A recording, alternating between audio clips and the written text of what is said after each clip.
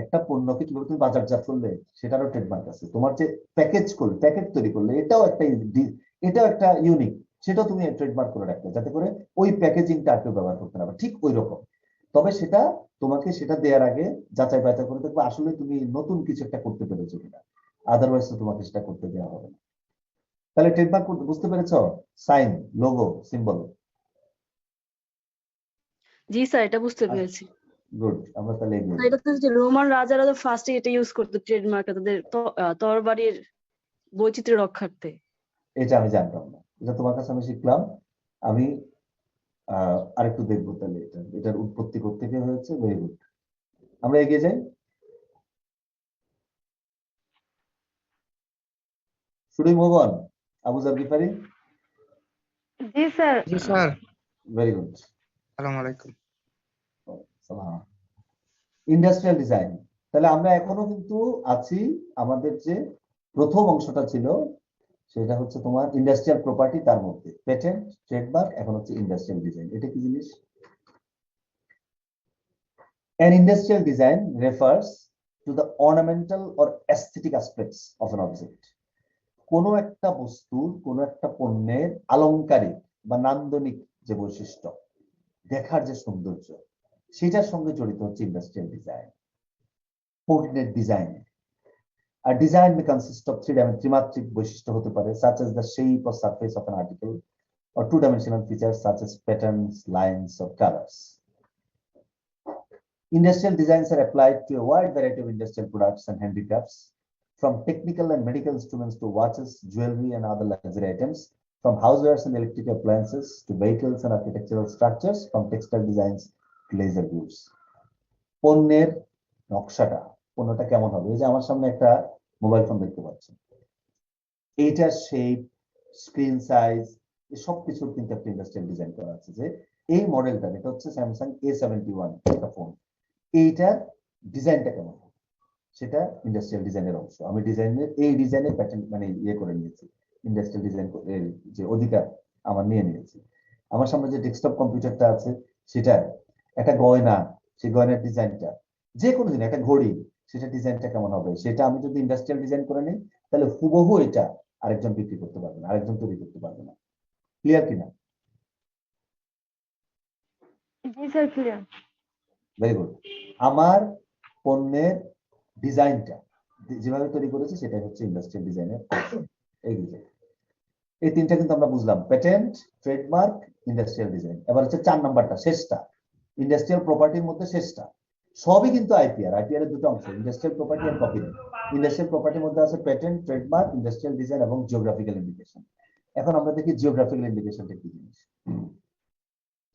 A geographical indication is a sign used on goods that have a specific geographical origin and possess qualities or a reputation due to that place of origin. Bangla করি, geographical indication হচ্ছে একটা চিহ্ন, প্রতীক, যেটা ব্যবহার করা হবে সেই সব পণ্যের উপর যেগুলো পৃথিবীর বা দেশের কোনো একটা নির্দিষ্ট স্থান থেকে তৈরি হয়েছে, সেই স্থানের সঙ্গে এটা জড়িত। যেমন কুমিল্লা রসমালাই, যেমন স্যার বাংলাদেশের ইলিশ, হতে পারে জিআই প্রোডাক্টস হয় এগুলো। চাঁপাইনবাবগঞ্জের ক্ষীরসাপাতি আম জিআই পণ্য। হ্যাঁ, ইয়েস, জামদানি শাড়ি। কারণ এখানে ইয়েস জিওগ্রাফিক্যাল ইন্ডিকেশন। তোমরা কি জানো যে রসগোল্লা, যেটা রসগোল্লা, সেটা কলকাতার করা আছে, জিআই করা আছে। স্যার আমাদের চাঁপাইনবাবগঞ্জের ক্ষীরসাপাতি আমকেও জিআই পণ্যের স্বীকৃতি দেওয়া হয়েছে। হ্যাঁ হ্যাঁ, আমি তোমাকে যে প্রশ্নটা করলাম, হ্যাঁ আমি তো শুনেছি কৃষাপাতের কথা, আমি রসগোল্লার কথা বললাম। এটা কিন্তু আমাদের দেশেও শত শত বছর ধরে বানানো হয়। জি স্যার, এটা নিয়ে একটা মুভিও আছে রসগোল্লা নামে। আচ্ছা, এটা আমি জানি না, কিন্তু ইন্ডিয়াতে বিতর্ক হলো রসগোল্লা জিনিসটা কি কলকাতার নাকি উড়িষ্যা, ভুবনেশ্বর। তারপর এটা মামলা মোকদ্দমা হওয়ার পর এটা জিআই স্বীকৃতি দেওয়া হয়েছে কলকাতায়, যে কলকাতায় রসগোল্লা যেটাকে আমরা বলি সেটা উদ্ভাবন। তো যাই হোক, তোমরা জিআই সম্বন্ধে অলরেডি শুনেছো। Most commonly a geographical indication consists of the name of the place of origin of the goods. সাধারণত সেটা ওই যে জায়গাটা উৎপত্তি হয়েছে সেই জায়গার নামের সঙ্গে জড়িত। আচ্ছা, তোমরা কি কেউ বলতে পারো ফ্রান্স দেশটা কোন পণ্যের জন্য বেশি বিখ্যাত? একটা খাদ্য পণ্য, বুঝতে পারিনি। France sir French ফ্রাইজ। না, ফ্রেঞ্চ ফ্রাই ফ্রান্সে উৎপন্ন হয় না, এটা বেলজিয়ামে হয়েছে। নাম ফ্রেঞ্চ ফ্রাই। ব্রেড ফ্রান্সের কথা আসলে পৃথিবীতে যে জিনিসটা চলে আসে সেটা হচ্ছে তামাক। চিজ, পনির। না না, পনির পনির। পৃথিবীতে সবচেয়ে বেশি 52 রকমের পনির পাওয়া যায় ফ্রান্সে। পৃথিবীর সেরা পনির। পনির তো শুনেছো না? চিজ জি শোনো নাই? স্যার, দুধ আমি দিয়ে চিজের তৈরি কথা বলছি। পনির। ওই ফ্রান্স চিজের জন্য বিখ্যাত, এবং ফ্রান্সের একটা স্যার নির্দিষ্ট কেন অঞ্চল ফ্রেঞ্চ আছে। ফ্রাইজ বলা হয় যদি এটা অন্য বল- দেশে অরিজিন এটা আমি থাকে? ঠিক জানি না, এটা হয়, এটা অনেক সময় হয়। একটা নাম হয়ে গেছে, কেন হয়েছে কেউ জানে না, তো বলতে পারে। এরকম আরো এক্সাম্পল আছে আসলে যে ওটাকে নামের। ফ্রাই বলে, কিন্তু আমাদের দেশে ওটাকে ফ্রেঞ্চ ফ্রাই বলে, মানে মানে না না, ডাবল। আমাদের দেশে না, আমাদের দেশে না। ফ্রেঞ্চ ফ্রাই সারা দুনিয়াতে বলে, কিন্তু এটা বেলজিয়াম না উৎপন্ন। আরেকটা কথা, ইউএসএ না ইউকে তে এটাকে শুধু ফ্রাই বলে। ফ্রেঞ্চ ফ্রাই কথাটা সারা পৃথিবীতে পরিচিত। এখন ইউকে তে কি বলে এটা আমি, তুমি বলছো বাংলাদেশে বলে শুধু, এটা ঠিক না, এটা একদম ঠিক না। বাংলাদেশিরা তৈরি করে না ফ্রেঞ্চ ফ্রাই কথাটা, এটা ওখান না থেকে না, এসেছে, ইউরোপ বাংলাদেশে থেকে এসেছে। ডাবল বলে। যেমন বাংলাদেশে কিন্তু ট্যাক্সি ক্যাব, মানে ট্যাক্সি ক্যাব তো ডাবল উচ্চারণ হয়ে যায়, ক্যাব বললেও হয় ট্যাক্সি বললে হয়, কিন্তু আমরা কিন্তু ট্যাক্সি ক্যাব দুটা উচ্চারণ করি। এটা ঠিক আছে, সেটা তো অন্য প্রসঙ্গে গেলা। তুমি যে বললা যে ফ্রেঞ্চ ফ্রাইটা বাংলাদেশিরা এই নামটা দিয়েছে, এটা ঠিক না। এটা গ্লোবালি পরিচিত ফ্রেঞ্চ ফ্রাই, আমি সেটা বলছিলাম। তাহলে আচ্ছা, আমরা এগিয়ে যাই। স্যার এই যে জিওগ্রাফিক্যাল ইন্ডিকেশন গুলো আছে স্যার, ডব্লিউআইপিও নামে একটা অর্গানাইজেশন হুম। আছে, যেটা হচ্ছে world World intellectual Intellectual property Property Organization। Organization. এই ডব্লিউআইপিও কি এটাকে ডিক্লেয়ার করে যে কোনো একটা ইন্টারন্যাশনাল? হ্যাঁ হ্যাঁ হ্যাঁ, তুমি যদি ডব্লিউআইপি তোমার দেশের থেকে করে নেওয়ার পর তুমি ডব্লিউআইপি তে করলে গ্লোবালি সেটা রিকগনিশন হলো। ওয়ার্ল্ড ইন্টেলেকচুয়াল প্রপার্টি অর্গানাইজেশন অনেক বড় এবং অনেক ইম্পর্টেন্ট একটা অর্গানাইজেশন। এটা ইউএনের সাথে কি সংযুক্ত? এইটা আমার জানা নেই, এটা আমার একটু দেখতে হবে। ডব্লিউআইপি ইউনিটের সাথে সংযুক্ত কিনা, হওয়ার কথা, যেহেতু এটা গ্লোবাল অর্গানাইজেশন, তাদের একটা রিকগনিশন থাকার কথা। এটা আমি দেখে নিব, আমি not sure whether they are related to are associated with UN. আমরা আগাই। জি জি স্যার। স্যার। আমাদের এটা কিন্তু শেষ হয়নি, এটা চলছে। এটা হচ্ছে in order to function as a geographical indication. যদি জিওগ্রাফিক্যাল ইন্ডিকেশন হিসেবে মানে তোমার কাজ করতে হয়, তাহলে বা এটার স্বীকৃতি পেতে হয়, a sign must identify a product as originating in a given place, এবং ওই জায়গা থেকে এটা উদ্ভূত সেটার প্রমাণ দিতে হবে। কারণ তুমি বললা কুমিল্লা রসমালাই বানালা তুমি সেটা নাটোরে বসে, তখন তো এটা টোটাল আইডিয়াটাই নষ্ট হয়ে যায়। এবং ওই জায়গা থেকে উৎপত্তি, এটার জন্য যে কোয়ালিটি, ক্যারেক্টারিস্টিক, রেপুটেশন থাকার কথা, সেগুলো অবশ্যই মেনটেন করতে হবে। বলছে this is often the case for agricultural products because they are influenced by the local climate and environment.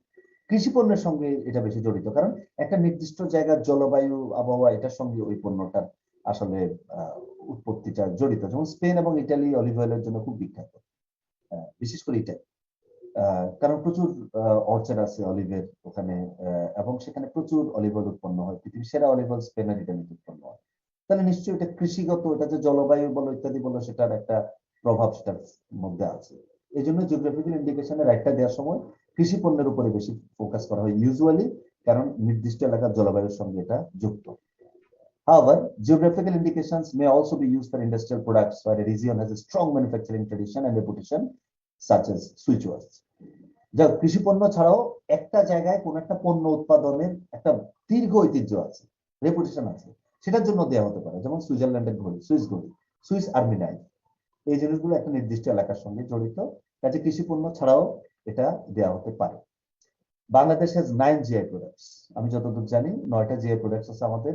ঢাকার মুসলিম, রংপুরের শতরঞ্জি, রাজশাহী সিল্ক, কাটারিভোগ এবং কালেজিরা ধান, সেটা হচ্ছে দিনাজপুরের। আর বিজয়পুরের সাদা যে মাটি, clay crystal and cellulose composite of Bijoypur, Jamdani of Dhaka, Khirsapati mango of Chapainawabganj, এবং ইলিশ মাছ। এর বাইরে তোমরা কিছু জানো? স্যার জানি না, কিন্তু স্যার যেহেতু এটা জিওগ্রাফিক্যাল ইন্ডিকেশন, এখন স্যার ক্লাইমেট চেঞ্জের সাথে সাথে ওই অঞ্চলের ওই উৎপাদনটা কমে যেতে পারে। লাইক স্যার আমাদের ইলিশ মাছ উৎপাদন কমে যেতে পারে, বা আম উৎপাদন কমে যেতে পারে। তো সেক্ষেত্রে স্যার যখন ওইটা একেবারে উৎপাদন হবে না, তখন কি এটাকে জিওগ্রাফিক্যাল ইন্ডিকেশন হিসেবে ধরা হবে? এটা খুব রেয়ার একটা কেস যে একেবারেই আর উৎপাদিত হবে না, পণ্য হবে না, বন্ধ হয়ে যাবে। তারপরেও এটা থাকবে। মানে আমরা এমন একটা জিনিস, তুমি যে এক্সাম্পলটা ধরো ইলিশের কথাই বলি, যে সেটা জিরোতে চলে আসবে, সেটা কবে যে ঘটবে, এটা আদৌ ঘটবে কিনা এটা আমার জানা না। যদি ওরকম হয়, যে শত শত বছর বা অনেকগুলো বছর, শত শত না অনেকগুলো বছর ধরে এই জিনিসটা টোটালি স্টপ হয়ে গেছে, তখন নিশ্চয়ই প্যাটেন্ট অফিস বা ওরা দেখবে যে এই জিনিসটা এখানে আর একেবারে প্রাসঙ্গিক না, তখন তো এটা তারা শতপ্রণোদিত হয়ে বন্ধ করে দিতে পারে, বা কেউ যদি মামলা টামলা করে যে এটা আর কেন দেওয়া হচ্ছে, এটা হতে পারে, এটা আইনগত বিষয়, ওনারা আইন যাচাই বাছাই করে নিশ্চয়ই এটা করবেন। এরকম কোনো এক্সাম্পল আছে কি যেটা পিছনে হয়েছে? না, না, আমার জানা নেই, আমার জানা নাই যে জিওগ্রাফিক্যাল ইন্ডিকেশন বন্ধ করে দিয়েছে, এটা জানা নেই। Can you move on? জি স্যার। Very good. তুমি এখন কে বললা? জি স্যার। নাবিলা। তুমি 4টা ইন্ডাস্ট্রিয়াল ডিজাইনের নাম বলো, ইয়া ইন্ডাস্ট্রিয়াল প্রপার্টি। 4টা ইন্ডাস্ট্রিয়াল প্রপার্টি। ওই 4টা ইন্ডাস্ট্রিয়াল প্রপার্টি মানে আমরা তো আইপিআর কে দুভাগে ভাগ করেছি, ইন্ডাস্ট্রিয়াল প্রপার্টি আর ওকে কপিরাইট। স্যার, বলছি। ইন্ডাস্ট্রিয়াল প্রপার্টি 4টা। জি স্যার। পেটেন্ট, ট্রেডমার্ক, তারপর হচ্ছে জিওগ্রাফিক্যাল ইন্ডিকেশন, আর আর একটা হচ্ছে ইন্ডাস্ট্রিয়াল ডিজাইন, ইন্ডাস্ট্রিয়াল ডিজাইন। কেমন, যে জিনিসটা হচ্ছে নকশার সঙ্গে জড়িত। Fine, very good. এখন আমরা এই পাশ থেকে চলে এলাম এই পাশে, যেটার নাম হচ্ছে কপিরাইট। কপিরাইট আমরা প্রত্যেক বইতে কপিরাইট দেখি, সফটওয়্যারে কপিরাইট আছে, গানের কপিরাইট হয়, সুরের কপিরাইট হয়, অনেক কিছুর কপিরাইট, ভাস্কর্যের কপিরাইট হয়। তাহলে এটা হচ্ছে সৃজনশীলতার বহিঃপ্রকাশ, ওটা ছিল ব্যবসা বাণিজ্যটাই মূল ফোকাস ছিল। Copyright laws grant authors, artists, and other creators protection for the literary and artistic creations, generally referred to as works. এগুলোকে just works, এটা কাজ, সৃজনশীল কাজ, সেটাতে কপিরাইট দেওয়া হয়। The underlying aim of copyright law is to strike the right balance between the interests of content creators, developers, and investors, and the public interest in being able to access and use creative content.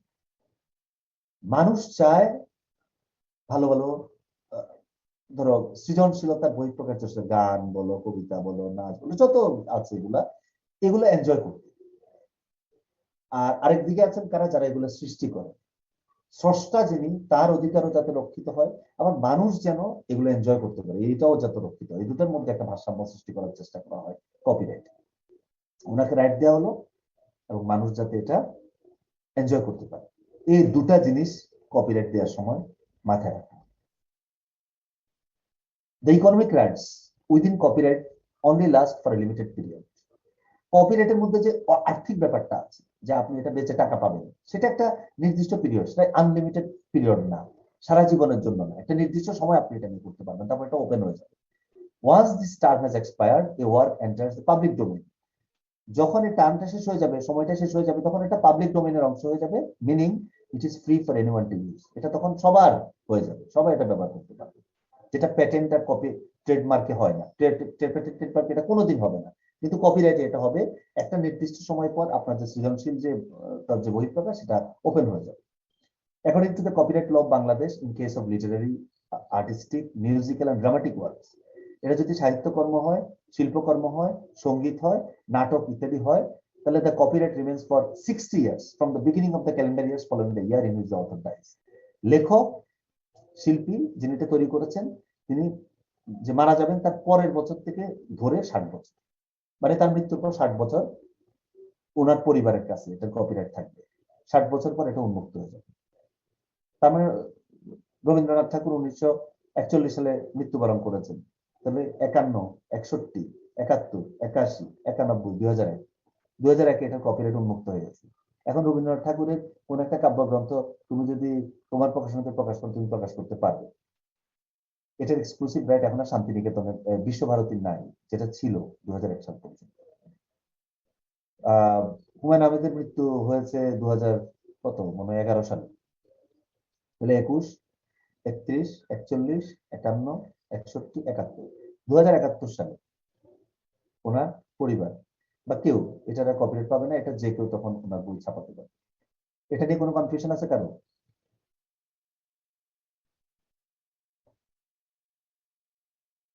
না sir. এত চুপচাপ কেন সবাই? Sir তাহলে এই যে আচ্ছা, আমরা যে অনলাইনে যে বিভিন্ন লেখকের বই ইজিলি পিডিএফ আকারে পড়তে পারি, ওটার কি কোনো মানে কপিরাইটের সাথে রিলেটেড আছে না?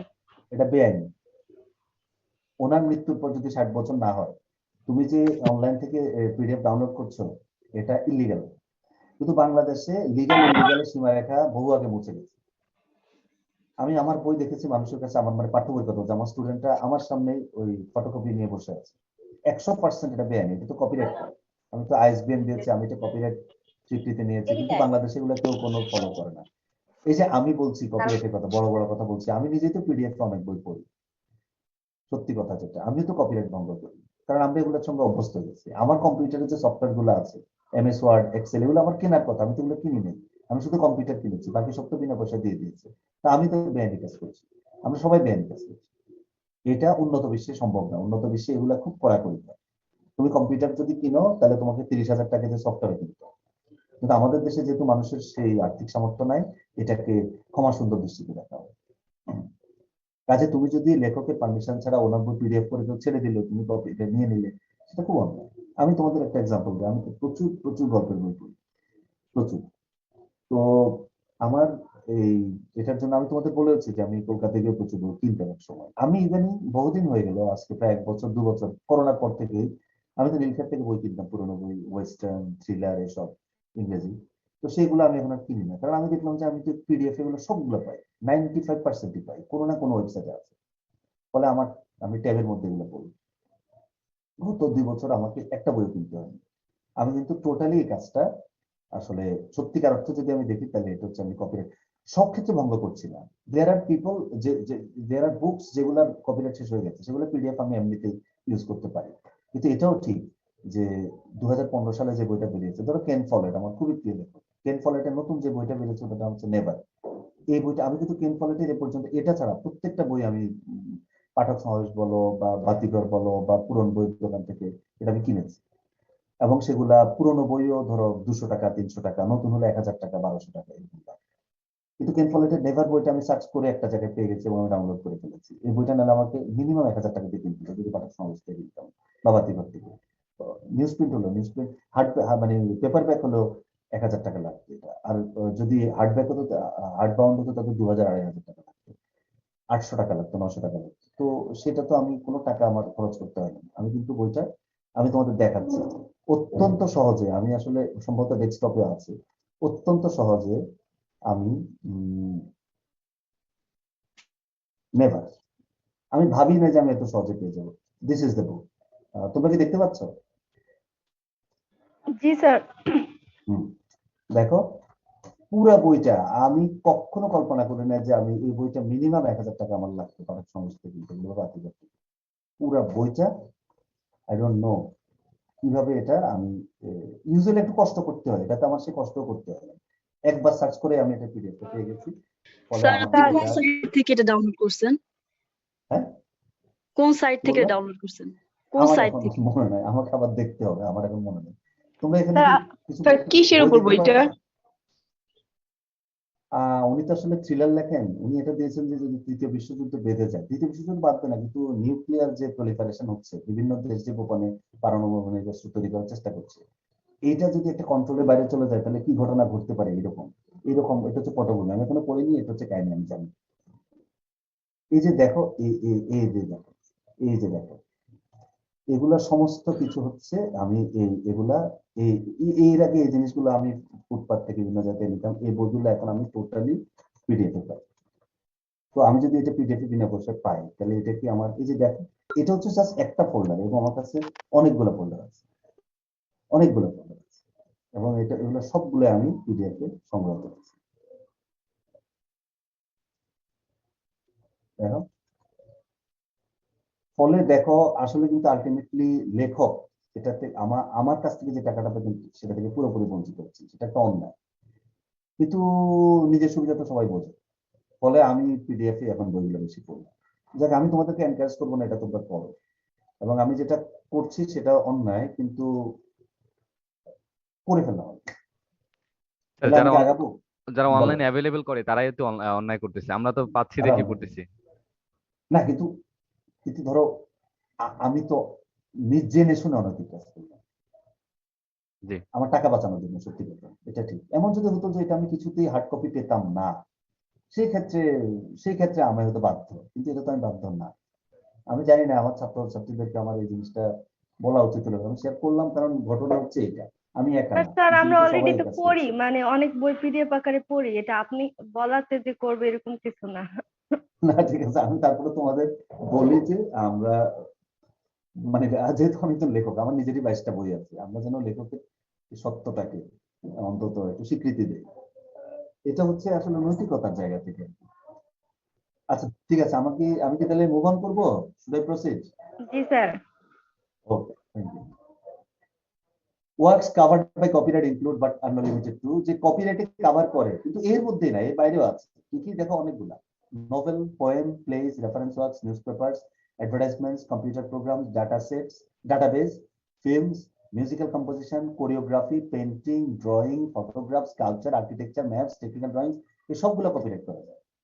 উপন্যাস, কবিতা, নাটক, রেফারেন্স সামগ্রী, যেমন একটা ডিকশনারি, একটা এনসাইক্লোপিডিয়া, নিউজপেপার, বিজ্ঞাপন, কম্পিউটার সফটওয়্যার, ডাটাবেস, ফিল্ম, চলচ্চিত্র, গান, নাচ, কোরিওগ্রাফি, নাচের ডিজাইন, নাচের যে অঙ্গভঙ্গি সেটা, পেন্টিং, ড্রয়িং, ছবি, ভাস্কর্য, স্থাপত্য, নকশা, মানচিত্র, টেকনিক্যাল ড্রয়িং, সবগুলো কপিরাইট করা যায়।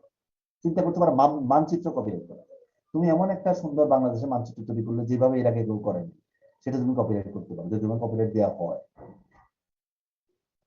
The copyright holder of a work can authorize or prohibit, যিনি কপিরাইট পেয়েছেন তিনি এটা কি রাইট পান? Its reproduction in all forms including print form and sound recording. এটা যতভাবে সম্ভব মানুষ মানে এটার উৎপাদনটা, পুনরুৎপাদনটা, এটা ওনার হাত, ওনার রাইট, ওনার অধিকার, ওনার পারমিশন ছাড়া হবে না। It's public performance, communication to the public. একটা নাটক লিখেছে, সেটা কেউ একজন মঞ্চস্থ করবে, এটা কপিরাইটের আওতায়, ওনার পারমিশন ছাড়া পারবে না। ইস ব্রডকাস্টিং, এটা প্রচারণা। Is translation into other language, এটাকে অন্য ভাষায় অনুবাদ করা। Is adaptation such as from a novel to screenplay for a film. উপন্যাস একটা লিখেছে, কেউ একজন বললো যে এটাকে সিনেমা বানাতে চাই, এটাও কিন্তু হলিউডে কোটি কোটি টাকা দিয়ে বিক্রি হয়। একজন একটা উপন্যাস লিখলে সেটা তো ওদের দেশে তো প্রচুর বিক্রি হয়। যেমন ধরো কেন ফলেটের বই এই পর্যন্ত প্রায় 15 কোটি কপি বিক্রি হয়েছে। জন গ্রিশাম একজন আছে, তার বই 30 কোটি কপি বিক্রি হয়েছে। 30 কোটি কপি, জাস্ট কল্পনা করো। এবং কেউ আবার এটা থেকে অনেক সিনেমা হয়েছে, জন গ্রিশামের বই থেকে অনেক সিনেমা হয়েছে। তো সিনেমার জন্য উনি হয়তো আবার নিলেন 10 কোটি টাকা বা 50 কোটি টাকা। এটা হিউজ ইন্ডাস্ট্রি। কাজে কপিরাইট যিনি হোল্ডার, তিনি এই সমস্ত বিষয়ে পারমিশন, ওনার পারমিশন ছাড়া এগুলো হবে না। আর আমাদের দেশের কপিরাইট লটা 2000 সালে পাস হয়েছে, এবং এটার এই কপিরাইটে যা যা আমাদের দেশের কপিরাইট ল, যেটা copyright law Bangla, copyright act of Bangladesh 2000, এইটাতে যেসব বিষয় কি, সারা পৃথিবীর মধ্যে, আমাদের তো কোনো এক্সেপশন না। Literary works, dramatic works, musical works, artistic works, cinematographic film, sound recording, এই সমস্ত বিষয়, painting, sculpture, drawing, engraving, a work of architecture and any other work or artistic craftsmanship, এই সমস্ত কিছুকেই কপিরাইটের আওতায় মানে পারমিশন দেওয়া হয়। যদি চান সেটা করতে পারেন। It also includes computer programs as well as addresses and speeches. Addresses and speeches বুঝতে পেরেছো? বক্তৃতা, ভাষণ, এটাও কপিরাইট করা যায়। কোশ্চেন আছে কোনো? স্যার কপিরাইটের আইন তো বিভিন্ন দেশে বিভিন্ন রকম হবে না? খুবই সিমিলার। আমরা সবাই তো মানুষ, আমাদের সৃজনশীলতা, বই প্রকাশগুলো তো একই রকম। কাজে একটু এদিক সেদিক করে আসলে মানে এমন কোনো বড়, কোনো দেশে 60 বছর, কোনো দেশে 65 বছর, কিন্তু যেসব জিনিস কপিরাইট করা যায় সেটা সারা পৃথিবীতে 99%। এগুলোকেই কপিরাইট করা হয়, এর বাইরে তার কি কপিরাইট? কেমন? জি স্যার, বুঝছি। স্যার আমাদের দেশে তাহলে 60 বছর পর্যন্ত কপিরাইট আইন? হ্যাঁ, 60 বছর, মৃত্যুর পরের বছর থেকে ধরে 60 বছর। স্যার 2000 সালের আগে কি কোনো আইন ছিল না? হ্যাঁ ছিল কপিরাইট অ্যাক্ট। আমরা এখন বর্তমান যে ভাষণ ব্যবহার করছি সেটা কপিরাইট অ্যাক্ট 2000। পাকিস্তান আমলে ছিল, বাংলাদেশ আমলে ছিল। আমরা এটাই সর্বশেষ, এটা হয় রিভিউ হয়। স্যার তাহলে লেখক যদি বেঁচে থাকে তখন কি কপিরাইট আইনের আওতাভুক্ত হওয়ার দরকার নেই? হ্যাঁ, ওনাকে কিন্তু কপিরাইট করতে হবে। কপিরাইট এমনি হয় না, কপিরাইট অফিসে নিবন্ধন করতে হবে। তারপর উনি যদি 100 বছর বেঁচে থাকেন, তো 100 বছর তো উনি পাবেনই, 100 বছরের পরে 60 বছর ওনার ফ্যামিলি পাবে। মৃত্যুর পরে? সব পণ্যের ক্ষেত্রে তো এরকম না, যেরকম বইয়ের না ক্ষেত্রে। না, বই না, কপিরাইটের ক্ষেত্রে। জি স্যার, কপিরাইটের পেটেন্ট, ইন্ডাস্ট্রিয়াল ডিজাইন, এগুলো মৃত্যুর পর থেকে যায়। এগুলো তো আসলে ব্যক্তির সঙ্গে জড়িত না, একটু খেয়াল করো। ডান দিকে যেটা কপিরাইট, সেটা ব্যক্তির সঙ্গে জড়িত, বাম দিকের এগুলো প্রতিষ্ঠানের সঙ্গে। প্রতিষ্ঠান প্যাটেন্ট করে, প্রতিষ্ঠান ট্রেডমার্ক করে, ব্যক্তি ইউজুয়ালি করে না। ক্লিয়ার? স্যার সেটা তো আর বুঝতে এমন পারছি যদি কিন্তু হয় যে হুমায়ুন আহমেদ একটা কাব্যগ্রন্থ লিখেছেন বা বই লিখেছেন যেটা তিনি কপিরাইটে অন্তর্ভুক্ত করেননি, কিন্তু তিনি মারা গেছেন, তারপরে এটা কি উনার স্ত্রী বা উনার স্বজনরা কপিরাইট তারা করতে পারবে? কপিরাইটের জন্য, হ্যাঁ তারা তখন কপিরাইটের জন্য অ্যাপ্লাই করবে। কপিরাইট অফিস এটা বিচার বিবেচনা করে কপিরাইট দিতে। ব্যাপারটা কিন্তু খুব স্ট্রেট ফরওয়ার্ড না। তোমরা জানো যে কাজী হোসেন মারা গেছেন, ওনার সঙ্গে কিন্তু শেখ আব্দুল্লাহ এটা নিয়ে কপিরাইট অফিসে এটার শেখ আব্দুল্লাহ অ্যাপ্লাই করেছিলেন এবং ওনাকে অনেকগুলো বই সত্য দিয়ে দেওয়া হয়েছিল। ওনারা তো অনেক যাচাই বাছাই করেছেন, কাজে ওনার পরিবার অ্যাপ্লাই করতে হবে, তখন ওনার যাচাই বাছাই করে দিতে হবে। স্যার প্যাটেন্ট আপনি ওই স্যার বলছেন যে প্যাটেন্ট কোন ইন্ডাস্ট্রি, স্যার প্যাটেন্ট কি কোনো ব্যক্তি ইন্ডিভিজুয়াল এটা করতে পারে না? হ্যাঁ এটা তো করতে ইন্ডিভিজুয়াল, পারে। তাহলে হ্যাঁ স্যার হ্যাঁ তার করতে ক্ষেত্রে পারে, কেন বলতে সে পারে। মরার পরে মানে এটা সে প্যাটেন্টে কি ওরকম সুবিধা পায় কপিরাইটের মতো?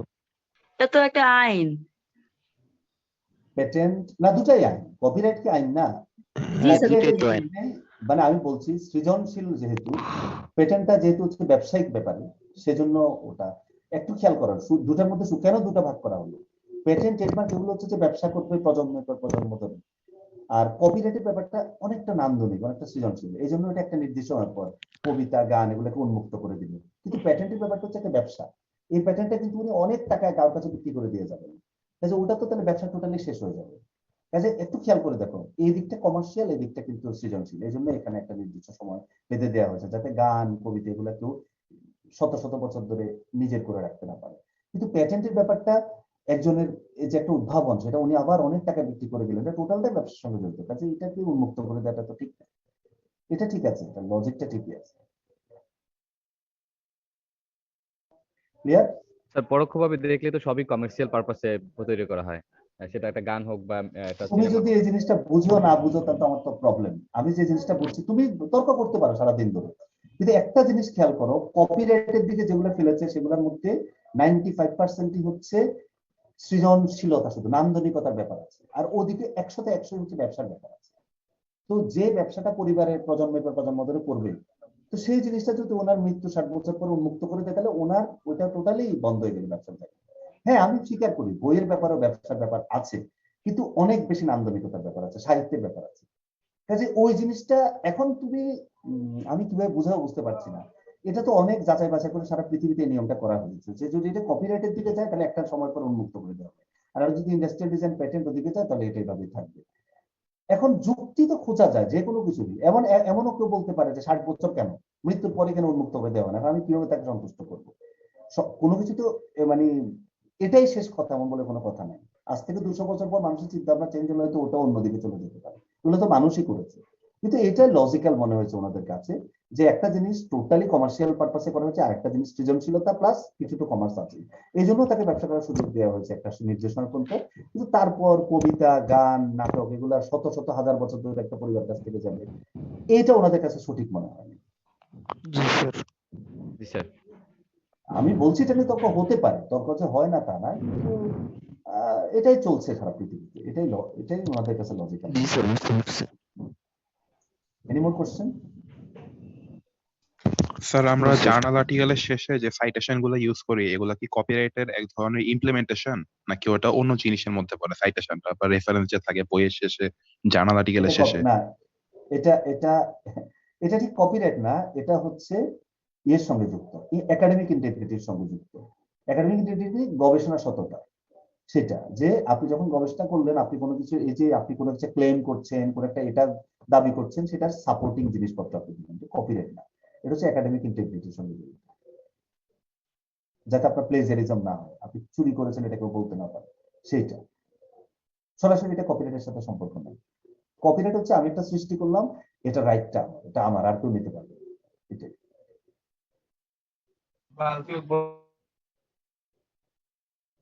কে কথা বলছে, ভেঙে যাচ্ছে?